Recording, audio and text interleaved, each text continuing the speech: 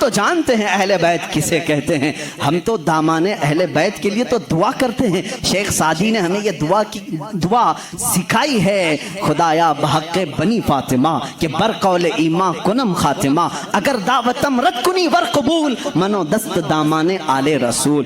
آج بھی معلوم ہے آپ کو ایک دعا حضور تاج الشریعہ رحمت اللہ تعالی علیہ اپنے شہزادے کو لکھوا کر کے گئے، اور وہ دعا آج سب کو دی بھی گئی ہے، نہیں دی گئی ہے تو جماعت رضا مصطفیٰ کے جو متحرک اراکین دھارواڑ میں بھی تھے، انہوں نے پمفلٹ بانٹ کر کے سب کو شائع کیا۔ سنی کون ہوتے ہیں وہ سنو پہلے، ہمیں تم تانا دیتے ہو کہ اہل بیت سے محبت نہیں کرتے، آؤ ہمارے گھر کی چوکھٹ پر آج بھی لکھا ہوا ہے، لی خمسۃ اطفی بہا حر الوباء الحاتمہ، لی خمسۃ اطفی بہا حر الوباء الحاتمہ، المصطفیٰ والمرتضی وابناہما والفاطمہ۔ یہ عربی کا شعر ہے جس کا ترجمہ میں بتاتا ہوں۔ کرونا وائرس پھیلا ہے، کرونا وائرس پھیلا ہے، لوگ پریشان ہیں، لیکن بریلی کی سرزمین سے جو وظیفہ دیا جا رہا ہے، یہ وظیفہ کہ چوکھٹوں پر لگا لو اے سنی مسلمانوں، لی خمسۃ اطفی بہا حر الوباء الحاتمہ، میرے پاس 5 طاقتیں ہیں۔ اس شعر کا مطلب کیا ہے؟ میرے پاس 5 طاقتیں ہیں جن طاقتوں سے میں ہر دنیا کی بری گرمی اور وبا کو دور کروں گا، ہر برائی کو میں دور کروں گا۔ وہ 5 طاقتیں کیا ہیں؟ المصطفیٰ والمرتضی وابناہما والفاطمہ، ایک نبی کریم کی ذات ہے، دوسرے حیدر کرار کی ذات ہے، تیسرے اور چوتھے ان کے شہزادوں کی ذات ہے، اور 5ویں نمبر پر فاطمہ کی ذات ہے۔ ہم ہیں جو پنجتین پاک کو مانتے بھی ہیں، ہاں یہ جو چاہتے ہیں ویسی محبت ہم نہیں کر پائیں گے۔ تم اگر کہو گے کالی پٹیاں باندھنا پڑے گا، کالے کپڑے پہننا پڑے گا، زنجیر مارنا پڑے گا، تلوار سے کوٹنا پڑے گا، ماتھا پیٹنا پڑے گا، ہم ایسی محبت نہیں۔ ہم سر عام غم حسین کا نیلام نہیں کرتے، ہم زندہ جاوید کا ماتم نہیں کرتے۔ ارے ماتم وہ کرے جو حسین کو مردہ سمجھے، ہم تو قرآن کی آیتوں سے حسین کو اپنے مجمع میں زندہ سمجھتے ہیں، ہم زندہ سمجھتے ہیں۔ ہم علی کے گھرانے سے جو محبت کرتے ہیں اس پر ذرا برابر بھی کوئی تانا نہ مارے۔ اور ایک بات یاد رکھیں اے سنیو، کبھی کوئی تمہیں تانا مارے تو سرٹیفکیٹ دینے والا یہ ہوتا کون ہے؟ ہمیں اہل بیت کی محبت کی سرٹیفکیٹ ان سے کیا چاہیے جن کے خد و خال صحیح نہیں، جن کے اعمال صحیح نہیں۔ ارے یہ وہ لوگ آج ہم سے پوچھ رہے ہیں حسین کی محبت میں تم جلوس کیوں نہیں نکالتے، محرم کے پنجے کیوں نہیں اٹھاتے؟ تم ہم سے محبت پوچھو گے، تم اپنی آخرت کی فکر کرو، تمہیں پیشاب کرنے کا سلیقہ نہیں معلوم، تم اہل بیت کی محبت کی سند ہم سے پوچھ رہے ہو۔ ہم اہل بیت کی محبت کرتے ہیں لیکن تماشا نہیں کرتے، ہم صرف محبت اس لیے کرتے ہیں کہ قیامت کے دن ہم کو سرٹیفکیٹ تم سے نہیں، شہید کربلا سے چاہیے، حسین سے چاہیے، علی کے گھرانے سے چاہیے۔ چلو دیکھیں گے قیامت کے دن حسین اعظم کے ساتھ وہ کھڑے ہوں گے کہ ہم کھڑے ہوں گے۔ ہمارا یقین ہے ہم نے مشن حسین کو ختم نہیں کیا ہے، حیدر کرار کی زندگی کو ختم نہیں کیا ہے، اس نسبت کو لے کر کے آج تک چل رہے ہیں۔ قادری سلسلے میں بیعت ہونے والے جاؤ اپنا شجرہ پڑھ کر کے دیکھ لو، رسول تک اسی وقت پہنچتے ہو جب حیدر کرار کا نام لیتے ہو۔ سہروردی سلسلے میں بیعت ہونے والوں جاؤ اپنا شجرہ پڑھ کر کے دیکھو، تمہارا سلسلہ حیدر کرار سے ہو کر کے ہی حضور تک پہنچتا ہے۔ اور جتنے سلاسل ہیں، سلسلہ اشرفیہ میں بیعت ہونے والوں، سلسلہ برکاتیہ میں بیعت ہونے والوں، سلسلہ نظامیہ میں بیعت ہونے والوں، ہم سنیوں کا کوئی سلسلہ مدینے تک اس وقت نہیں پہنچتا جب تک باب العلم علی سے ہو کر نہیں پہنچتا، اس لیے کہ میرے آقا نے فرمایا بھی ہے انا مدینۃ العلم وعلی بابھا، میں علم کا شہر ہوں اور علی اس کا، سب سنیوں کو معلوم ہے، بتانے کی ضرورت بھی نہیں، علی اس کا۔ بھلا دروازہ چھوڑ کر کوئی رسول کے شہر میں داخل کیسے ہوگا؟ داخل کیسے ہوگا؟ دروازہ چھوڑ کے کہاں سے آئے گا؟ اوپر سے آئے گا، نیچے سے آئے گا، دروازے سے جائے گا۔ ہم علی کو دروازہ شہر رسول کہتے ہیں۔ اے لوگو تم تانا کیا دو گے ہم کو؟ علی اکرم اللہ وجہہ الکریم کی ہم اس فضیلت کے قائل ہیں جس میں آپ کہتے ہیں کہ جو بھی حضور کے پاس آئے گا اسے 2 بار میرے پاس آنا پڑے گا۔ حضرت علی نے دعویٰ کیا تھا نبی کی زندگی میں ہی جو نبی کے پاس 1 بار آئے وہ میرے پاس 2 بار آئے گا۔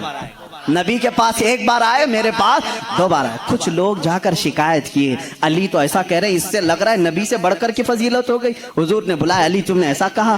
کہا یا رسول اللہ, بے ادبی کے لیے نہیں, بڑا بننے کے لیے نہیں, آپ کے فرمان ہی کے مطابق. آپ نے فرمایا میں مدینہ ہوں, علم کا میں شہر ہوں, اور علی اس کا دروازہ. جب بھی آپ کے پاس کوئی آئے گا دروازے سے ایک بار آئے گا اور پھر واپس دروازے سے جائے گا. آئے گا دروازے سے, جائے گا دروازے سے. اسی لیے ہم کہتے ہیں ایمان علی سے ہو کے جائے گا, اور نکلنا ہو تو علی سے بھی نکل جائے گا. جس کو نکلنا ہے وہ علی کو چھوڑے تو نکل جائے گا, دروازے سے باہر چلا جائے گا. ہم اس فضیلت کے قائل ہیں. حیدر کرار کی محبت ہمارے لیے ایمان کا درجہ رکھتی ہے, ایمان کا درجہ رکھتی ہے, کیونکہ میرے آقا صلی اللہ علیہ وسلم نے فرمایا جو آل محمد کی محبت میں مرا اسے شہادت کی موت ہے. سنی اہل بیت سے محبت کرتے ہیں کتنے؟ علی کرم اللہ وجہہ الکریم کی ذات کو میں پورا بیان نہیں کر سکا. یہ وہ نوجوان ہیں جو 9 سال کی عمر میں اسلام کا علم اٹھانے کی تیاری میں ہیں. 9 سال کے بچے آج ہمارے کہاں ہیں؟ پوچھو. آج میں دعوت دیتا ہوں, کتنے نوجوان کھڑے ہوں گے ناموس رسالت کے لیے, میرے آقا صلی اللہ تعالیٰ علیہ وسلم کی عظمت کے لیے. تو یہاں پر بہت سارے وہ ہوں گے جو بغل جھانکیں گے. میرے مجمع کی بات نہیں کر رہا ہوں, زمانے کی بات کر رہا ہوں. میرا مجمع تو الحمدللہ اللہ نے چن کر کے بھیجا ہے, اس لیے کہ جس کے پیٹ میں درد ہوتا ہے وہ کبھی میرے مجمع میں آتا بھی نہیں ہے. مجھے اس چیز کا کوئی سروکار بھی نہیں, میں کبھی ان لوگوں سے الجھتا بھی نہیں. بہت سارے لوگ ہیں جن کو تکلیف ہے, میں ان سے الجھتا نہیں, اس لیے کہ ہماری نسبتیں بہت بڑوں سے ہیں, ہماری نسبتیں بہت بڑوں سے ہیں.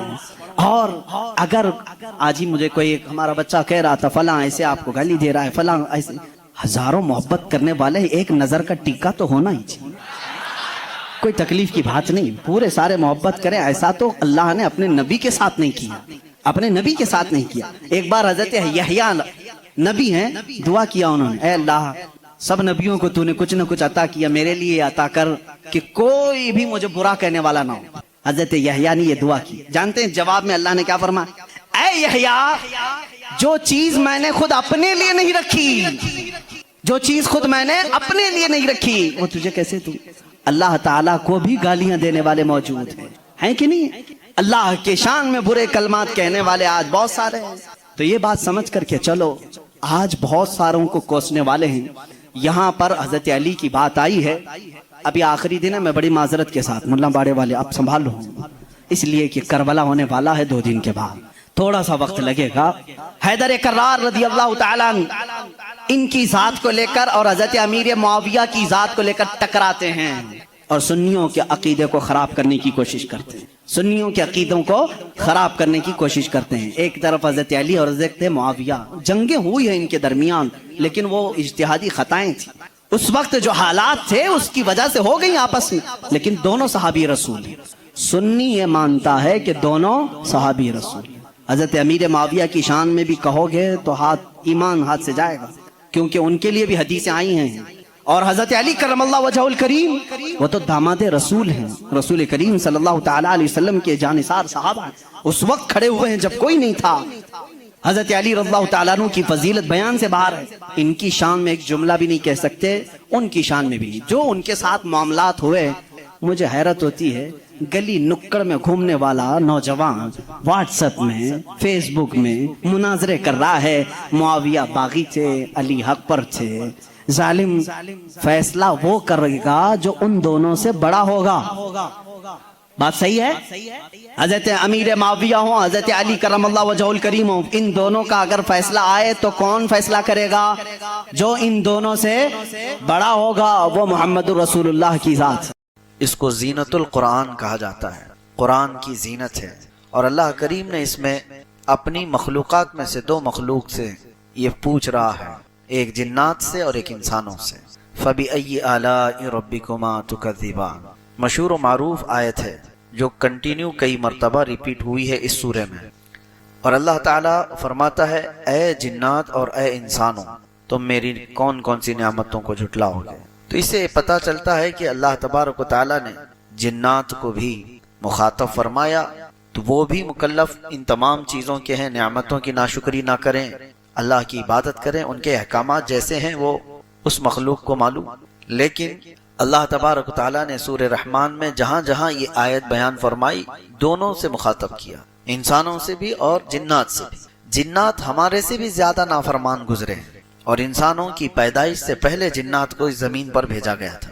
روایات یہ بتاتی ہیں، اور اسی وجہ سے فرشتوں نے جو اللہ تعالیٰ سے یہ پوچھا تھا کہ کیا تو ایسے کو اپنا خلیفہ بنائے گا جو زمین پر جا کر قتل و خون ریزی کرے گا، فساد مچائے گا؟ جب اللہ تعالیٰ آدم علیہ السلام کو پیدا کر رہا تھا تو فرشتوں نے یہ سوال کیا تھا، تو انہوں نے کیا دیکھ کر کے سوال کیا تھا؟ فرشتوں کو کیا پہلے سے کس چیز کا علم تھا؟ انسان تو ابھی روئے زمین پر آیا بھی نہیں، اس سے پہلے فرشتے کہہ رہے ہیں ایسے کو تو بنائے گا جو زمین پر جا کر فساد مچائے گا۔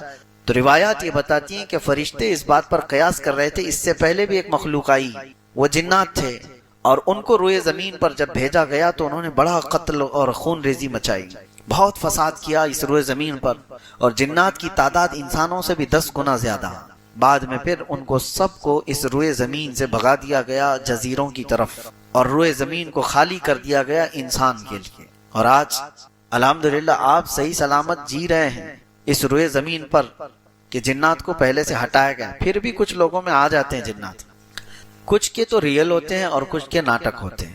جنات کا آنا جانا ہے، لیکن ان کو اتنے اختیارات نہیں ہیں جتنے آپ کو یہاں پر دیے گئے ہیں۔ قرآن میں اللہ نے آپ سے کہا کہ تم اشرف المخلوقات ہو، وَلَقَدْ كَرَّمْنَا بَنِي آدم۔ اللہ فرماتے ہم نے آدم کی اولاد کو تاج کرامت عطا کی، عزت عطا کی۔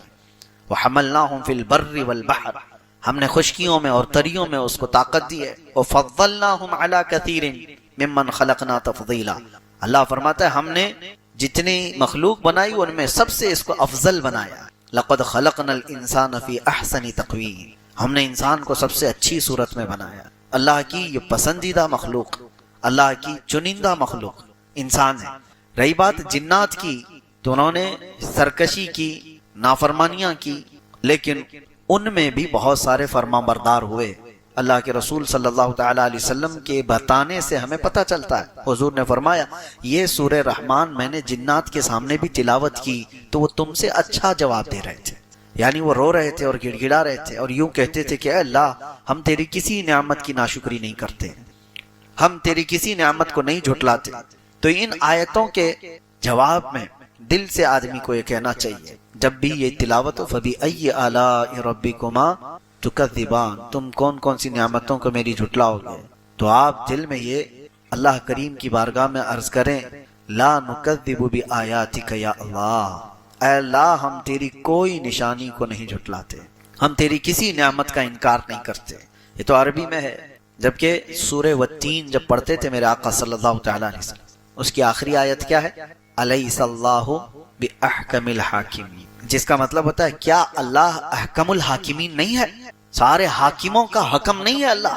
آیت یہاں پر ختم ہو گئی، سورہ بھی ختم ہو گئی، لیکن روایات یہ ملتی ہیں کہ اس کے جواب میں میرے آقا فرماتے ہیں بلا وانت احکم الحاکمین، کیوں نہیں مولا تو ہی احکم الحاکمین۔ تو قرآن پڑھنے کے بعد معنی اگر آپ کو سمجھ میں آئے تو ان آیتوں کے بعد آپ کے دل کا یہ اظہار ہو، تبھی تو آپ کی رغبت ہوگی قرآن کی طرف سے، ورنہ تو کھجاتے ہوئے تلاوت سنتے رہے تو کیا خبر قاری کیا پڑھ کے چلا گیا۔ تو سورہ رحمان میں اللہ تبارک و تعالیٰ نے شروعات کہاں سے فرمائی؟ الرحمن، اتنا تو مسلمانوں کو پتا ہونا چاہیے، الرحمن علم القرآن، اس کے بعد خلق الانسان علمہ البیان۔ یہ 4 ہی آیتیں میں بتاتا ہوں آپ کو، 4 ہی آیتوں کے بارے میں شروع۔ الرحمن، رحمان وہ اللہ ہے، رحمان علم القرآن، اس نے قرآن سکھایا۔ علم القرآن کا مطلب ہوا قرآن سکھایا۔ یہاں پر کس کو سکھایا ہے؟ کچھ نہیں ہے۔ الرحمن علم القرآن دوسرے نمبر پر آیت ہے، رحمان ہے جس نے قرآن سکھایا۔ تیسرے نمبر پر آتی ہے خلق الانسان، پھر انسان کو پیدا کیا، انسان کو پیدا کیا۔ رحمان ہے اس نے قرآن سکھایا، انسان کو پیدا کیا۔ انسان کو پیدا کرنے والی آیت بعد میں ہے، قرآن سکھانے والی پہلے ہے۔ تو پہلے کس کو سکھایا گیا؟ پھر وہ رحمان ہے، قرآن سکھایا، کس کو سکھایا؟ وہاں تو آیت میں بعد میں آ رہا ہے خلق الانسان، انسان کو پیدا کیا۔ تو انسان کو بعد میں جب پیدا کیا گیا ہے تو قرآن کس کو سکھایا گیا ہے؟ تو اس تفسیر میں آپ دیکھیں گے تو بڑے بڑے فقہاء، بڑے بڑے مفسرین اپنی اپنی تفاسیر جو رکھے ہیں، آپ کی آنکھیں کھلی رہ جائیں گی۔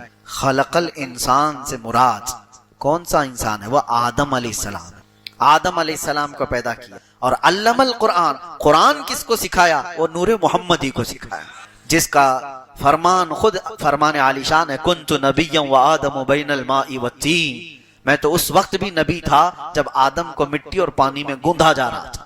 پتا چلا کہ انسان آدم علیہ السلام اگر یہاں مراد ہیں تو ان کے آنے سے پہلے بھی کوئی تھا، ان کے آنے سے پہلے بھی کوئی تھا۔ وہ کون تھا؟ وہ جو نہ تھے تو کچھ نہ تھا، وہ جو نہ ہو تو وہی تھے۔ وہی ہے اول، وہی ہے آخر، وہی ہے ظاہر، وہی ہے باطن، وہی ہے قرآن، وہی ہے فرقان، وہی ہے طٰہٰ، وہی ہے یاسین۔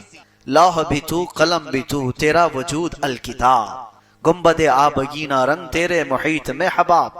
حضور پاک صلی اللہ تعالی علیہ وسلم کے متعلق ہی فرمایا گیا۔ اب میں آپ کو ایک بات بتاتا ہوں، نبی پاک صلی اللہ علیہ وسلم نے فرمایا اللہ نے سب سے پہلے چیز کیا پیدا کی؟ سب سے پہلی چیز، حدیثیں الگ الگ، حضور فرماتے ہیں سب سے پہلے پیدا کی جانے والی چیز قلم ہے۔ کیا ہے؟ اور پھر ایک حدیث میں ہے سب سے پہلے چیز پیدا کی گئی ہے لوح۔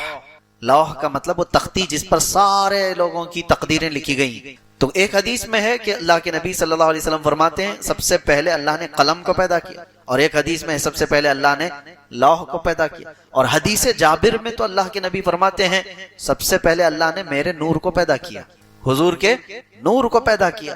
تین حدیثیں ہیں، ایک حدیث میں سب سے پہلے۔ اب آپ بتاؤ پھر پہلے کون سی چیز آئی ہوگی؟ سب سے پہلے تو قلم کہا جا رہا ہے، پھر ایک حدیث میں کہا جا رہا ہے سب سے پہلے لوح ہے، پھر ایک میں کہا جا رہا ہے سب سے پہلے نور محمدی کو پیدا کیا گیا۔ ہے کون سب سے پہلے پیدا کیا ہوا ہے؟ اس کی تطبیق کو سمجھنے کے لیے اقبال کا وہ شعر پڑھنا چاہیے۔ سب سے پہلے لوح پیدا کی گئی کہ قلم پیدا کیا گیا کہ نور محمدی؟ تو وہ ایک شعر میں بتاتے ہیں نہیں نہیں یا رسول اللہ، لوح بھی تو، قلم بھی تو، تیرا وجود الکتاب۔ لوح بھی تو، قلم بھی تو، یعنی جہاں لوح کا ذکر آیا ہے اس سے مراد رسول اللہ کی ذات، جہاں قلم کا ذکر ہے اس سے مراد بھی حضور کی ذات۔ تیرا وجود الکتاب، کتاب بھی یا رسول اللہ صلی اللہ تعالی علیہ وسلم سے مراد آپ ہیں۔ اور پھر یہ سب سمجھنے کے لیے یہ لوح ہو، قلم ہو، کتاب ہو، پھر اعلیٰ حضرت کو پڑھنا ہوگا وہ جو نہ تھے تو حضور پاک صلی اللہ تعالی علیہ وسلم۔ اور ایک حدیث ہے کنتو کنزن مخفیا، اللہ فرماتا ہے میں ایک چھپا ہوا خزانہ تھا، میں ایک چھپا ہوا خزانہ تھا، فأردت ان اعرف، اللہ فرماتا ہے میں نے یہ ارادہ کیا کہ میں پہچانا جاؤں یا میرا تعارف کرایا جائے، فخلقت الخلق، پھر میں نے مخلوق بنائی، خلق بنائی۔ اب اس خلق سے مراد کون ہے؟ صوفیہ فرماتے ہیں وہ رب ذوالجلال کے حبیب صلی اللہ تعالی علیہ وسلم کی ذات ہے۔ تو اللہ کے نبی صلی اللہ علیہ وسلم کو ایک لقب میں یہ کہا جاتا ہے مظہر خدا، مظہر خدا، جس کا مطلب ہوتا ہے اللہ تعالیٰ نے اپنی پہچان کے لیے جو سب سے بڑی چیز بنائی وہ محمد عربی کی ذات ہے، حضور پاک کی ذات ہے۔ سب سے بڑی چیز اللہ کی پہچان کے لیے اس کائنات میں کوئی آئی ہے چیز تو وہ کیا ہے؟ محمد عربی کی ذات۔ اور رسول کو دیکھ کر کے اگر کوئی اللہ کو نہیں پہچانا تو پھر وہ کچھ بھی نہیں پہچانا۔ ویسے تو اللہ کی ہزاروں نہیں کروڑوں نشانیاں ہیں، آسمان بھی اللہ کی نشانی، زمین بھی اللہ کی نشانی، چاند بھی اللہ کی نشانی، سورج کا مدار پر چلنا یہ بھی اللہ کی نشانی، ستارے یہ ایک دوسرے سے نہیں ٹکراتے یہ اللہ کی نشانی۔ وہ سب رب تعالیٰ نے سورہ رحمان میں بیان فرمایا یخرج منہما اللؤلؤ والمرجان، دیکھو سمندروں میں مرج البحرین یلتقیان بینہما برزخ لا یبغیان، دو سمندروں کو اللہ ایسے چلاتا ہے کہ بیچ میں ایسا برزخ ہے، نہ ادھر کا سمندر اس میں ملتا ہے نہ ادھر کا ادھر، ایسے ایک جگہ نہیں کئی جگہ پر کائنات میں چیزیں موجود ہیں کہ دو سمندر آپس میں ملتے ہیں، دونوں کا رنگ الگ، دونوں کا مزہ بھی الگ، لیکن ان کو روکنے کے لیے بیچ میں کوئی دیوار نہیں، اور پانی ہے کہ برابر نہ اس کا رنگ اس میں آتا ہے نہ اس کا رنگ اس میں آتا ہے۔ اور قرآن میں اللہ فرماتا ہے بینہما برزخ لا یبغیان، ان دونوں کے بیچ میں ایک برزخ ہے جو ان کو ملنے نہیں دیتا۔ وہ کیا ہے برزخ؟ نہ دیوار ہے نہ لکڑی ہے نہ کپڑا ہے، کچھ بھی نہیں ہے، لیکن اللہ فرما رہا ہے کوئی حکم ہے جو انہیں ملنے سے روکا ہوا ہے، کوئی حکم ہے، وہ اللہ کا حکم ہے۔ اور پھر مولا فرماتا ہے ان دونوں سمندروں سے موتی اور مرجان نکلتے ہیں، یخرج منہما اللؤلؤ والمرجان۔ پھر اللہ تعالیٰ فرماتا ہے وَلَهُ الْجَوَارِ الْمُنْشَآتُ فِي الْبَحْرِ كَالْأَعْلَى، اور پھر اللہ تعالیٰ فرماتا ہے کل من علیہا فان وَيَبْقَى وَجْهُ رَبِّكَ ذُو الْجَلَالِ وَالْإِكْرَامِ، یہ ساری کائنات میں جتنی طاقتور چیزیں تم دیکھ رہے ہو سب کے سب فنا ہو جائیں گی، باقی رہنے والی صرف تمہارے رب کی ذات ہے۔ سب چیزیں فنا ہو جائیں گی، یہ پہاڑ، اونچے اونچے پہاڑ جس کو ختم کرنے کے لیے سالوں لگ جاتے ہیں. ایک پہاڑ کو کاٹنے لگ جاؤ تو تمہاری زندگی ختم ہو جائے. لیکن یہ طاقتور پہاڑ اڑا دیے جائیں گے روئی کے پھائے کی طرح. یہ سارے سمندر اچھال دیے جائیں گے. وَإِذَا الْبِحَارُ سُجِّرَتْ. اللہ نے قرآن میں فرمایا سمندروں میں آگ لگا دی جائے گی. چاند اور سورج ٹکرا دیے جائیں گے. اِذَا الشَّمْسُ كُوِّرَتْ وَإِذَا النُّجُومُ انْكَدَرَتْ. ستارے آپس میں ٹکرا دیے جائیں گے. چاند اور سورج کو ٹکرا دیا جائے گا. زمین میں ایک بڑا طوفان ہوگا, سب فنا ہو جائیں گے. لیکن اللہ رب العزت فرماتا وَيَبْقَى وَجْهُ رَبِّكَ ذُو الْجَلَالِ وَالْإِكْرَامِ. عظمت اور جلال والے تمہارے رب کی ذات باقی رہے گی, باقی کچھ نہیں رہے گا. اور یہ ساری نشانیاں بتا کر رب تبارک و تعالیٰ فرماتا ہے پھر تم کون کون سی نعمتوں کو جھٹلاؤ گے. اور ہم نے سورہ زاریات میں ایک بات یہ بھی پڑھی, ایک آیت یہ بھی پڑھی. اللہ فرماتا ہے وَفِي أَنفُسِكُمْ أَفَلَا تُبْصِرُونَ. تمہاری ذات میں میری نشانی ہے, کیوں دیکھتے نہیں. وَفِي السَّمَاءِ رِزْقُكُمْ وَمَا تُوعَدُونَ. اللہ تعالیٰ نے اس میں فرمایا ایک ہی آیت اگر آپ سمجھو تمہاری ذات میں میری نشانی ہے, کیا مطلب ہے.